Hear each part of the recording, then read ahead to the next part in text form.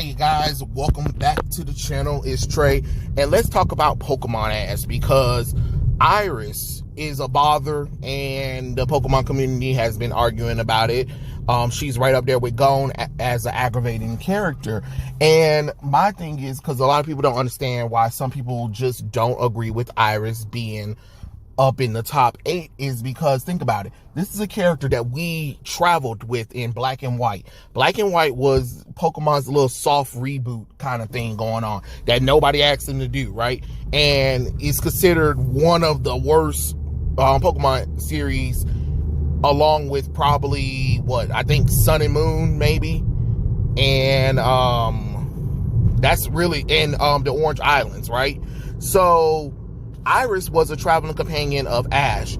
She was basically supposed to be like the Misty of the group, and her goal was to become a dragon a dragon master, right? Okay, so her as a trainer, her being a trainer as a dragon master, she came from Opelousas City, but it's some kind of dragon village that's near it or whatever. But her goal was to become a dragon master. Her first Pokemon was an Axew that could barely do any dragon attacks without knocking itself out, right?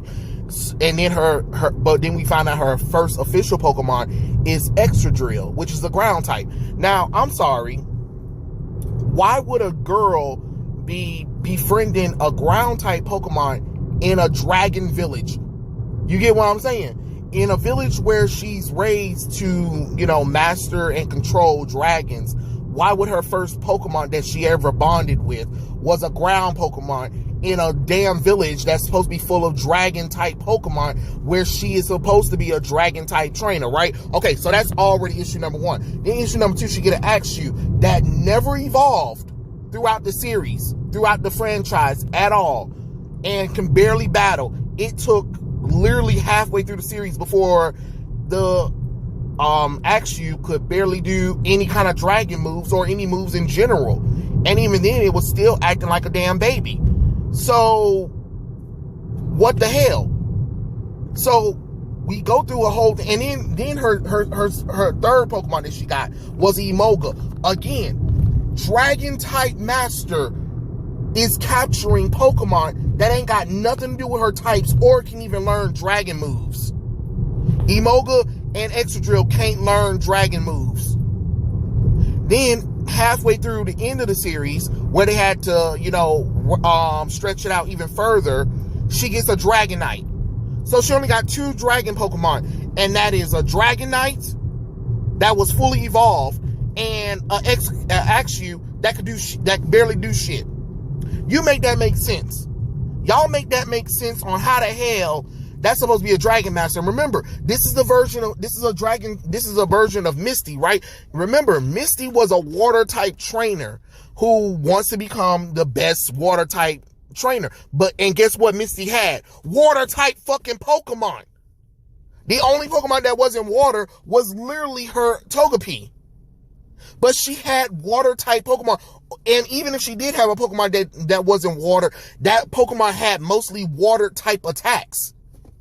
This one she literally only had 4 Pokemon throughout the Black and White series. Now all of a sudden, we leave her. We ain't seen her in probably maybe 6 years? 8 years, I believe. And now all of a sudden, she is the champion of the Unova region. Since when? Since when? We never saw that transformation or character development. I'm sorry, you can't just have character development half-assing and then try to convince people that this works. And the only reason why she's there is because in the Black and White 2 storyline, where she was a gym leader, she was a straight up gym leader, she was the final gym leader. If you had, I believe, Pokemon White version, right? I had Black. But if you had Pokemon White version, she's the gym leader of the Opelousas City gym. And I'm like, oh, okay, cool, great. And she had a full stack dragon team, and then she took place in the storyline in the stories as well. And then afterwards, she actually She actually becomes champion because in the sequel, 2 years passed and she took on the Elite Four and won. But you can believe it because she was literally the 8th gym leader of the region. You know what I'm saying? She was the 8th gym leader of the region. So it makes sense why Iris could ascend to the level of champion because she was already a gym leader. She was literally the 8th gym leader that you face off in Pokemon Black and White. And, you know, it makes the logical sense. But now, she was a traveling companion for us. We never saw any of that growth at all. And I watched Pokemon Black and White. So anybody trying to tell me we saw a little bit? No, we saw a little bit. And the whole thing about that is still, her goal was become a dragon master. And even then, when she had opportunities to battle people that were powerful than her, she lost. She lost. And one of them wasn't even aired for us to even see when she took on Claire. And then she lost against Cynthia. She lost against Drayden. And all she had literally was her Dragonite and Excadrill. And even then, Excadrill is not a damn dragon Pokemon. She don't even have that shit in the game. So how do you explain that growth when we didn't see it? At least when Brock and Misty had their goals, we saw their goals. Yeah, it wasn't as expansive as it could have been, but we knew that Misty was a water gym leader, right?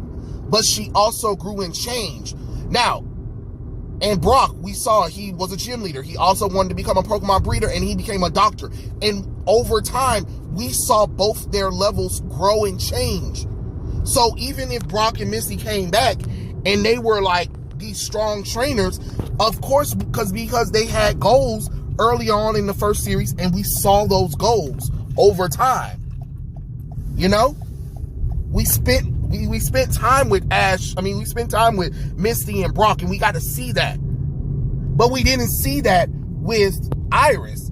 Now all of a sudden, Iris the damn champion, and everybody want to be like, oh, this is amazing, or whatever, or then trying to get mad that people are calling the bullshit out because it's stupid. It's the same shit with Gone, how you're giving Gone all of the damn Pokemon in the damn Pokemon world, and everybody are like, this shit don't make no sense. Because it doesn't make sense. You can't just have characters doing shit off screen and then say, yep, accept it. No, it doesn't work like that. That's not how any of this works. You can't just have something happening off screen and then expecting the world to be like, yeah, this makes sense. This is what we like. We like this.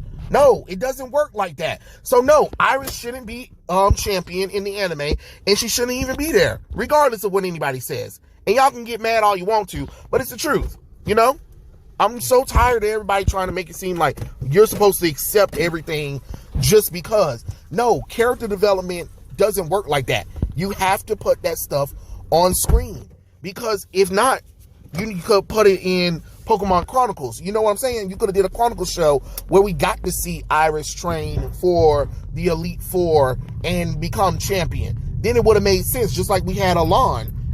They showed Alon's growth. You know what I'm saying?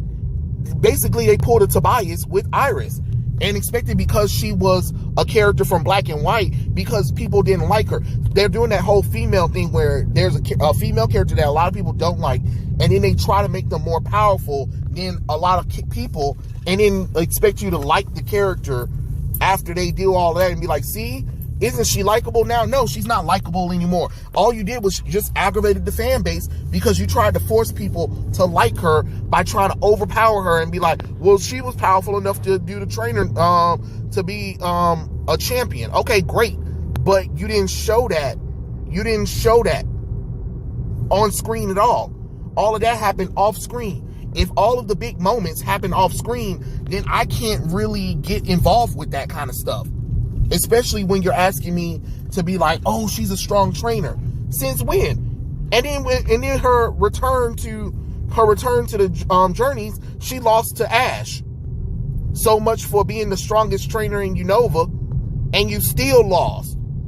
And this is her, what, 5th, 6th, 7th time losing to Ash. So why is she there? Why is she there? Her loss record is high. How many times a person gonna lose and then y'all keep trying to say that she's the strongest? Oh, okay, I ain't never seen a champion keep losing. Well, I mean, I know some of y'all gonna be like, oh, well, it was before that. It doesn't matter.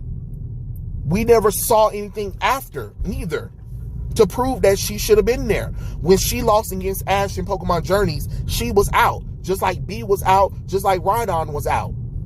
Anytime those other, or Volker, anytime all of those people that Ash battled in the thing, just like Lance should have been out, they're out.